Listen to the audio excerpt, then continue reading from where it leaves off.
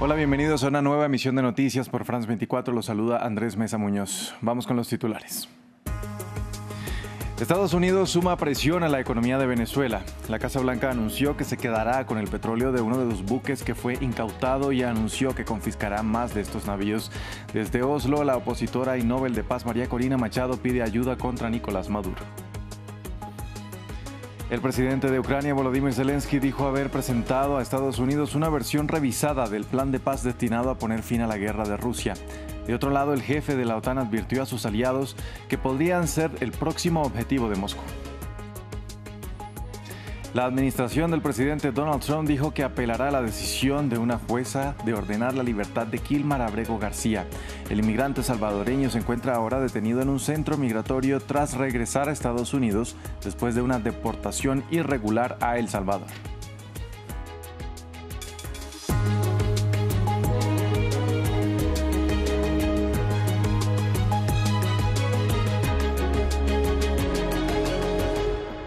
Empezamos en Estados Unidos, que informó que el buque petrolero que fue incautado a Venezuela navegará hasta puerto estadounidense, donde será confiscado su cargamento de petróleo. Así lo dio a conocer la portavoz de la Casa Blanca. Mientras, los medios de comunicación locales citan fuentes que dicen que Washington se prepara para incautar más de estos navíos que transporten petróleo del país caribeño o que hayan transportado petróleo de otros países sancionados por la Unión Americana. El sitio web Axios dijo también que habrá medidas económicas contra 3 sobrinos del presidente Nicolás Maduro, pero que estos detalles los entregará posteriormente el Departamento del Tesoro. Mientras tanto, desde Noruega, donde llegó un día después de la ceremonia de entrega del Premio Nobel de Paz, la opositora venezolana María Corina Machado sigue pidiendo presión para el presidente Nicolás Maduro. En una de las distintas declaraciones en tierras nórdicas reiteró que no se opone a una intervención en Venezuela y aseguró que regresará a su país. Un viaje presuntamente con escala por tierra, mar y aire con ayuda de Estados Unidos. Oslo calentó motores para una de las llegadas más esperadas y finalmente se confirmó. Corina Machado has arrived in Oslo. La opositora no llegó para la ceremonia de entrega del Premio Nobel de la Paz, pero un día después sus discursos no dejan de resonar en tierras nórdicas. Todos sabemos que este ha sido un reconocimiento para cada uno de nosotros, 30 millones de venezolanos, que nos ha unido porque hemos celebrado en todos los rincones de Venezuela y pronto estaré de vuelta en Venezuela y sé que muy pronto ustedes también. Una agenda para la reciente Nobel que la ha llevado a realizar varias declaraciones en pocas horas y donde justificó las acciones militares estadounidenses contra Venezuela. Mire, hay gente que habla de invasión en Venezuela y de la amenaza de una invasión en Venezuela. Y yo respondí que Venezuela ya ha sido invadida. Tenemos agentes rusos, tenemos agentes iraníes, tenemos grupos terroristas como Hezbollah y Hamas, y operan libremente de acuerdo con el régimen.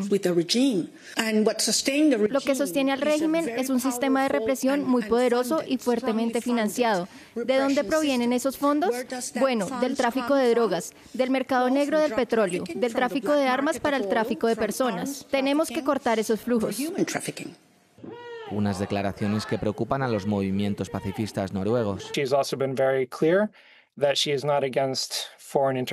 Ha dejado muy claro que no se opone a la intervención extranjera para cambiar a los regímenes en Venezuela y desde el Consejo Noruego para la Paz no apoyamos sus opiniones, no estamos de acuerdo con ellas.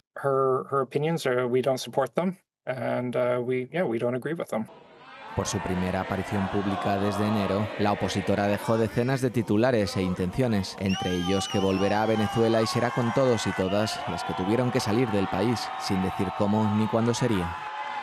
Cambiamos de tema. En Ucrania, el presidente Volodymyr Zelensky dijo haber presentado a Estados Unidos una versión revisada del plan para poner fin a la guerra de Rusia.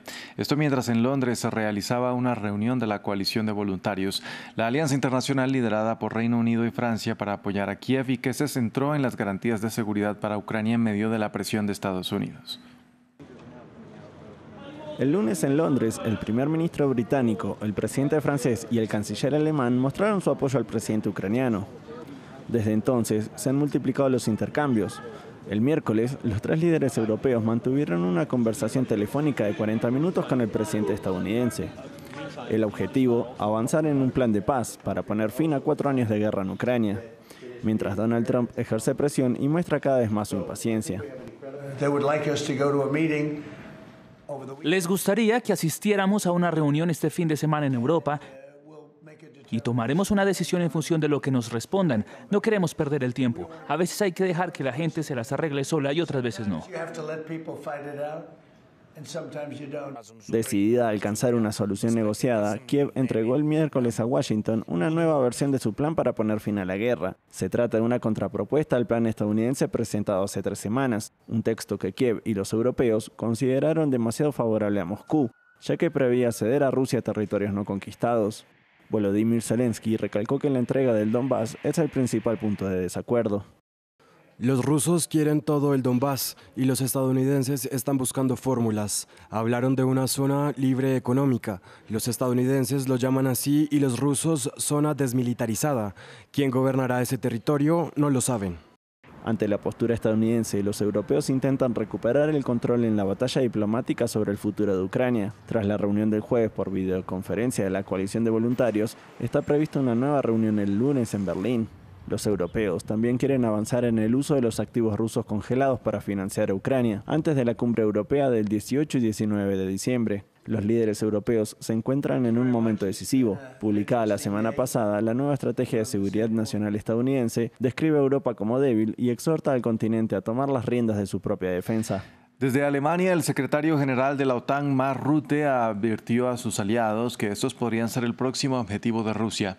Sus declaraciones se dieron en el marco de la Conferencia de Seguridad de Múnich, en la que el jefe de la alianza también instó a intensificar los esfuerzos de defensa como el gasto y la producción, a pesar de que muchos integrantes no sientan la urgencia de la amenaza de Moscú.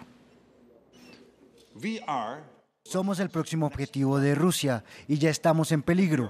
Cuando me convertí en secretario general de la OTAN el año pasado, advertí que lo que está sucediendo en Ucrania podría suceder también en los países aliados, que tenemos que cambiar a una mentalidad de guerra. Semanas de protestas callejeras en Bulgaria derivaron en la renuncia del gobierno encabezado por el primer ministro Rosen Chelyabinsk. El ahora exmandatario hizo el anuncio justo antes de que el Parlamento votara una moción de censura y a menos de 3 semanas de que el país adopte el euro como moneda oficial. Las movilizaciones fueron impulsadas por el enojo público contra la corrupción y la incapacidad de sus sucesivos gobiernos para erradicarla. El presidente del país pedirá la formación de un nuevo gobierno. Si esto fracasa, una administración interina gobernará hasta que se celebren nuevas elecciones, las 8ª en los últimos 4 años. No tenemos ninguna duda de que en la próxima moción de censura, por 6ª vez, el gobierno recibirá apoyo y la votación no pasará. Sin embargo, para nosotros, las decisiones de la Asamblea Nacional solo tienen sentido cuando expresan la voluntad del soberano. Por lo tanto, les informo que antes de la moción de censura, hoy el gobierno renuncia. En noticias del sudeste asiático, los ejércitos de Tailandia y Camboya recrudecen los enfrentamientos después de que este lunes rompieran una tregua vigente desde hace 6 semanas. Los combates han causado al menos 19 muertos entre civiles y militares de ambos lados. Según declaró el mismo presidente estadounidense Donald Trump, se espera que este jueves llame a los mandatarios de ambos países para volver a sofocar este conflicto territorial histórico sobre la demarcación de zonas sagradas. En el norte de Camboya, cerca de la frontera con Tailandia, cientos de personas acuden cada día para huir de los combates. Este padre de familia ha recorrido unos 100 kilómetros antes de encontrar refugio en este municipio. Lo más importante es tener que comer. Hemos traído comida solo para unos días, pero si los combates se prolongan, mi familia se quedará sin nada que comer. Más de 500.000 de personas han evacuado las regiones fronterizas, escenario de intensos combates desde el domingo. Tailandia y Camboya se acusan mutuamente de haber reanudado las hostilidades. En estas imágenes difundidas por la Marina tailandesa se ve un ataque dirigido contra un edificio presentado como un centro de control de drones camboyano. Phnom Penh denuncia una violación del derecho internacional y advierte que el conflicto podría empeorar. Si no se toman medidas para pedir cuentas al ejército tailandés por sus acciones ilegales, la situación podría agravarse. Hoy el ejército tailandés invade Camboya. Mañana podría hacer lo mismo con otros países más débiles o más pequeños que él. Camboya y Tailandia llevan décadas disputándose porciones de territorio a lo largo de su frontera, heredadas del trazado colonial. Ambos países ya se habían enfrentado el pasado mes de julio, antes de firmar el 26 de octubre un acuerdo de alto el fuego bajo los auspicios de Washington, una tregua que solo duró 6 semanas.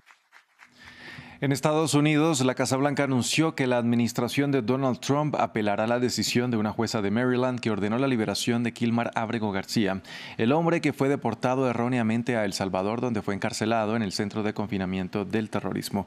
Desde el país centroamericano o por orden de la justicia de Estados Unidos, Ábrego fue repatriado a territorio estadounidense, donde fue encerrado de nuevo en un centro de detención de migrantes del ICE, un encierro que según la jueza no contó con autoridad legal. Mientras, en paralelo, Ábrego García enfrenta otro proceso que la Fiscalía estadounidense lo acusa en Tennessee de tráfico de personas. La Casa Blanca se opuso a este activismo de un juez que realmente está actuando como activista judicial, lo cual hemos visto desafortunadamente en muchos casos en todo el país. Ábrego García está presente en nuestro país ilegalmente. Es un conocido traficante de personas. Es un conocido miembro de una banda. La administración tiene pruebas de ello. Y como vieron, del Departamento de Seguridad Nacional emitieron una declaración diciendo que continuarán peleando esta batalla legal en la Corte. En el corazón verde de la costa ecuatoriana, donde sobreviven los últimos huancavilcas y donde el bosque era sinónimo de silencio y de vida, hoy reina una tensión inesperada. Una cárcel de máxima seguridad se ha convertido en el nuevo vecino de una comunidad ancestral que denuncia contaminación, controles militares y la pérdida de su río, su ruta y su paz. Nuestra corresponsal Carolina Mela llegó a las comunas en la provincia de Santa Elena que luchan por no desaparecer bajo la sombra de la prisión Encuentro. A sus 84 años, Dominga Quimino recuerda otro hogar que no sea la comuna de Don Lucas. Un punto perdido en el mapa, pero un paraíso de biodiversidad. Y el territorio de los últimos huancavilcas de la costa ecuatoriana. Hoy, ese lugar convive con un nuevo y polémico vecino. La cárcel de máxima seguridad denominada Encuentro, construida por el gobierno de Daniel Noboa. Ya mis hijas no quieren ni que me bañe yo con esta agua. Sí, pero igual hago como mi ropa, me jabono y me enjuago con el agua que ella me trae. El mismo cuidado intenta tener Lidia desde hace 2 meses, cuando notó que las aguas servidas de la cárcel estaban siendo vertidas al río. Llegaron ellos de la cárcel, se dañó todo el agua, ya no cogemos agua porque eso apesta. La prisión también ha alterado la vida tranquila del lugar. Aquí no estaban acostumbrados a la presencia militar, ni a ser requisados, o a que les corten el paso de los mismos caminos que usaron siempre con libertad. Nos piden la cédula, no pasan las manos, la cabeza, hasta los pies. Va a ver que nosotros que cargamos. Donald Cabrera es uno de los habitantes que ha dedicado su vida a proteger estos bosques, reconocidos como territorio ancestral. Es como que le digan a una persona que no puede entrar a su casa. Telmo Jaramillo, abogado del Comité de Derechos Humanos de Guayaquil, acompaña los reclamos legales de los comuneros, que exigen la reparación del río y la recuperación de los espacios públicos. Al construir una cárcel, una mega obra, como la calificó el propio gobierno, donde iban a haber centenares de personas, iba a haber un impacto. ¿Ya? Y aquí no hay zonas de desagüe, alcantarilla. Aunque el 50% de la construcción de la cárcel del Encuentro aún no está terminada, el gobierno ya ha trasladado a más de 300 presos, supuestamente de alta peligrosidad, a un territorio que hasta hace poco era sinónimo de paz. Bangladesh fijó para el 12 de febrero del próximo año la fecha para celebrar elecciones parlamentarias, las primeras desde el año pasado, cuando la primera ministra Sheikh Hasina se vio obligada a huir a la vecina India tras un levantamiento estudiantil en su contra. Dichos comicios se realizarán junto a un referendo conocido como la Carta de Julio, que propone amplios cambios como por ejemplo la limitación de poderes del Ejecutivo y el fortalecimiento de la independencia del Poder Judicial y de las autoridades electorales. El presidente, quien tiene un papel mayoritariamente ceremonial, dijo que renunciará después de estas elecciones. Hasta aquí este informativo en France 24. Gracias por acompañarnos. Los invitamos a que continúen con toda nuestra programación.